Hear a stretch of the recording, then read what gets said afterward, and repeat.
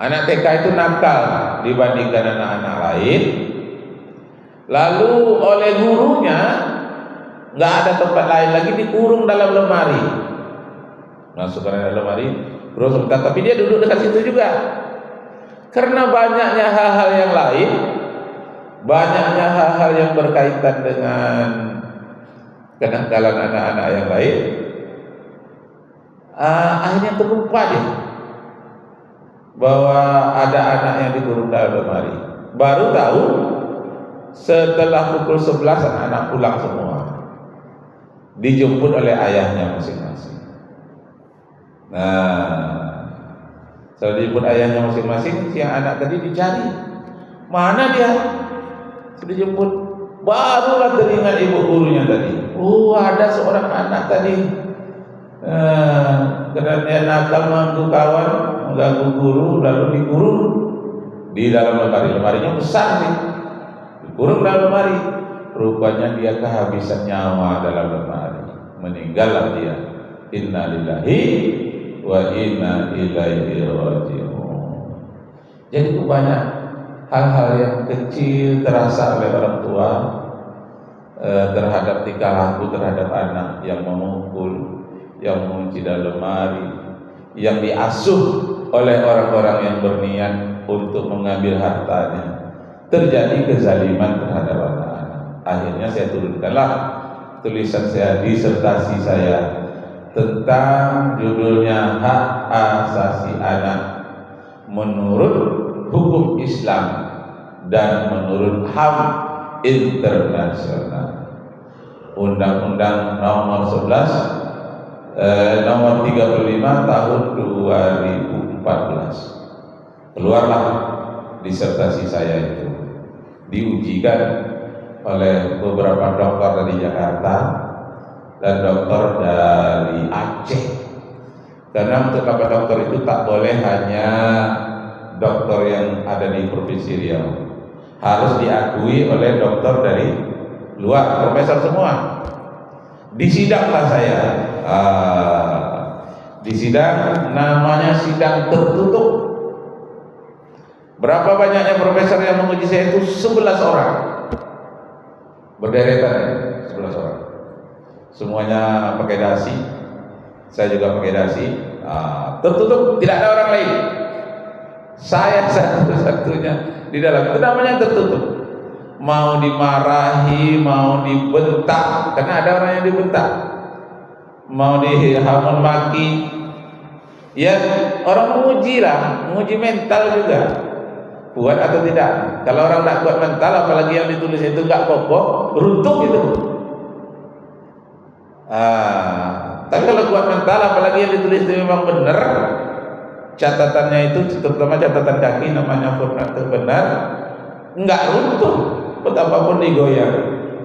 Jadi bersiap-siaplah saya, jangan-jangan nanti ada ini yang menguji, yang dia kalau marah itu bukan betul-betul marah, hanya menguji kita saja. Itu namanya teror mental sementara saja. Ujian tertutup. Bersiaplah saya, mau dikatai dia menmaki, dikatakan tak ilmiah, dikatakan menjiplak, tak apa lagi, siap. Masuklah saya. Bismillahirrahmanirrahim.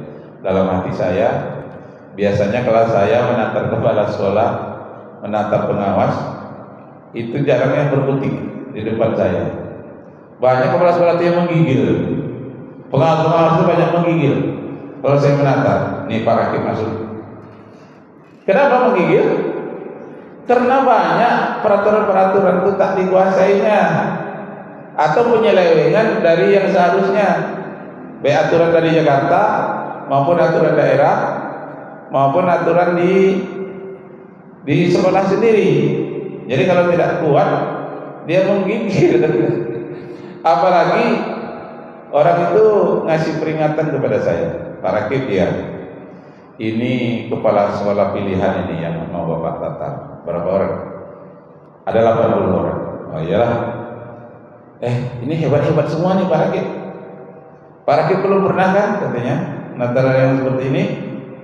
Ini yang pilihan semua, yang sekolah-sekolah apa semua unggul. Ya boleh. Ya, waktu itu saya masih muda. Saya mulai jadi Widya Suara itu umur 32 tahun. Masih muda.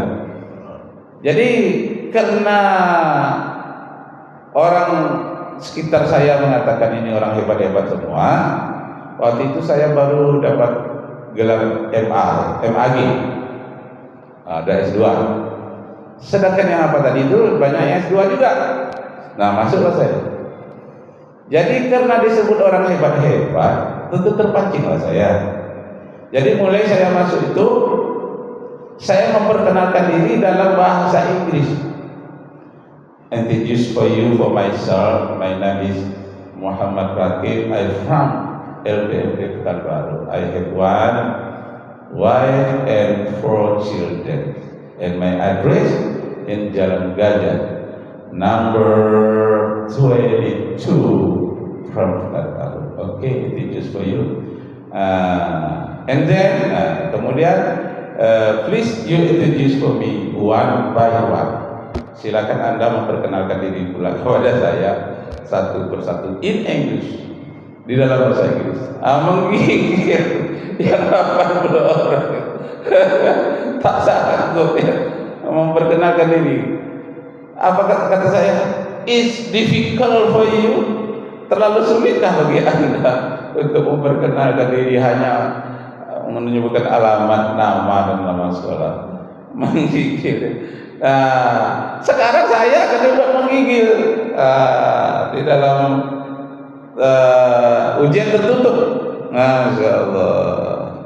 Ya, saya terima aja lah. Selama ini saya membuat orang menggigil.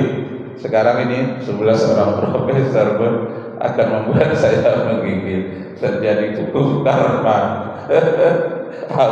Meneror mental orang. Sekarang orang pula meneror mental orang. Saya sudah siap untuk itu.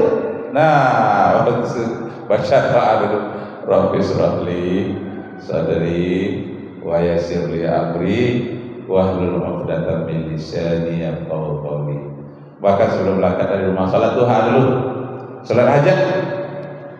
Kenapa? Karena biayanya besar. 300 juta habis, Pak. Untuk dapat dokter. Habis. Banyak itu. Mau wisudanya aja, untuk makan-makannya aja 13 juta. Belum lagi nanti biaya transport, menginap dan pesawat dari Aceh itu kita tanggung sendiri. Tidak bukan universitas. Universitas hanya menghubungkan. Kita bayar 300 juta habis. Nah, mau gagal pula lah kita dengan yang ujian hari itu. Tentu sangat rugi sekali. Waktu siap itulah ditanya, kenapa Anda tulis ini? Apa yang memberikan motivasi Anda sehingga menulis bagaimana hak asasi anak menurut ajaran Islam dan menurut HAM internasional? Jadi perbandingan. Itu namanya comparative law, artinya perbandingan hukum. Nah, waktu itulah saya apa motivasinya? Saya sebutkanlah kisah yang terjadi di Bandung, yang terjadi di Bali, yang terjadi di Tanjung Pinang. Banyak kasus-kasus lain lagi, hal-hal yang sangat mendesak untuk diangkat ke permukaan supaya jangan terulang lagi. Bahkan ada kejahatan terhadap anak-anak di pesantren, tamat SD, dipelonco di pesantren, mati, dipukul oleh kakak kelasnya. Pesantrennya di mana? Lihat aja di YouTube, ada itu. Jadi anak itu disuruh menyapu, disuruh mendiri apa, kan ada kakak-kakak kelasnya. Bahkan tingkat mahasiswa ada program kedokteran, calon dokter mati di Pulonco oleh kakak-kakaknya, disuruh menggigit kodok lah, makan daging lah berlebihan, sangat bertentangan dengan ilmu kedokteran. Terjadi itu mati. Ya Allah, ini hak asasi ini sudah betul-betul dilanggar, mulai dari anak TK, anak SD, pesantren, bahkan sampai kepada posma atau ospek mahasiswa. Masya Allah. Jadi harus saya tulis ini karena banyak berkaitan juga dengan perguruan-perguruan Islam. Nah, ketika saya ceritakan seperti itu, seluruh yang 11 tadi itu mengatakan jempol bagus sekali. Teruskanlah. apa yang Anda tulis ini. Tak ada satupun yang marah dengan saya, cuma agak tinggi-tinggi suaranya. Ada, dan saya bersedia untuk ujian-ujian yang keras itu. Tapi rupanya Allah memberikan kelembutan ya berkat doa ya. Akhirnya tidak lama setelah itu barulah saya ujian terbuka tahun 2015. Ujian terbuka itu apa kata kawan-kawan, ujian tertutup sudah Pak? Ya. Lah dokter namanya itu katanya. Itulah ujian tertutup itu yang sebetulnya ujian. Kalau ujian terbuka dihadiri dari tingkat 1 sampai dari semester 1 sampai orang awam dipanggil, yang pernah lulus itu dipanggil. Itu namanya sudah ujian terbuka. Sudah itu ada makan-makan bersama. Itu tinggal apa aja lagi kita mempromosikan, namanya promosi dokter. Berat juga pertanyaannya, tapi tak seberat yang pertama, ujian tertutup. Akhirnya selesai. Yang menjadi masalah yang teringat sampai saya hari ini ialah banyaknya orang yang hukum anak-anak di luar batas, tidak hati-hati di berbagai tempat, di dalam rumah tangga, di dalam pendidikan formal, pendidikan non formal, itu sering terjadi. Masya Allah. Jadi cerita yang di Bandung tadi, menyesal orang tua, menyesal dia telah memukul anaknya, tapi apa boleh buat, ukir-ukir bulu sumpitan, ambil rotan dibelah dua. Pikir dahulu merupakan keberuntungan, menyesal kemudian tiada berguna. Tapi tidak lama setelah itu katanya ayahnya itu meninggal, tekanan batin. Meninggal ayahnya yang memukul anaknya itu tadi. Tak setahun setelah itu, karena sekelihatan anak itu timbul rasa berdosa. Awal setiap hari anak disayangi, cantik pula anaknya, tangan kotor, minta kembali kepada ayahnya. Tak tahan oleh hati ayahnya, akhirnya dia meninggal dunia. Masya Allah. Jadi kesimpulannya, Bapak Ibu kaum muslimin, kita berhati-hati dalam bertindak.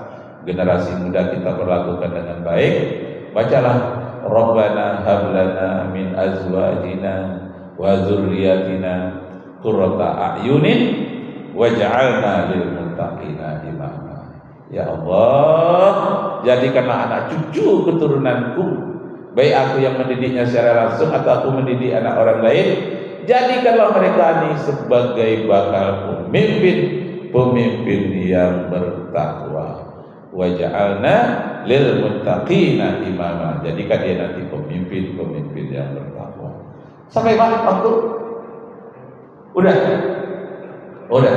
Demikianlah, semoga Allah Subhanahu wa taala meridai kita semua. Arju minkum afwan in wajadtum fiha khata'at. Wabillahi taufiq wal hidayah. Wassalamualaikum warahmatullahi wabarakatuh.